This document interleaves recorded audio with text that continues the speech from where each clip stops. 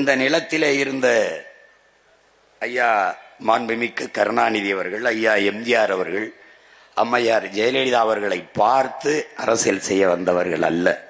என் இனத்தின் பரம்பரை வீரத்தை தன்னுடைய மரபணுவில் கொண்டு அடிமை வாழ்வினும் உரிமை சாவு மேலானது, சரணடைந்து வாழ்வதை விடவும் சண்டையிட்டு சாவது மேலானது, உயிரிலும் மேலானது நமது உரிமை. போராடினாலும் சாவோம், போராடாவிட்டாலும் சாவோம். ஆனால் போராடினால் ஒருவேளை வாழ்வதற்கு வாய்ப்புண்டு. அதனால் போராடி சாவோம் என்று அடிமை தமிழினத்தின் உரிமைக்காக களத்திலே பாய்ந்த மான மறவன், வீர புலிமறவன், விடுதலை புலி பிரபாகரனுடைய உடன் பிறந்த தம்பி தங்கைகளும் பிள்ளைகளும் நாங்கள். இந்த இனத்தில் பிறந்த ஒருவன்தான். நான் விழுந்தாலும் சரி, என் இனம் எழுந்தால் போதும்.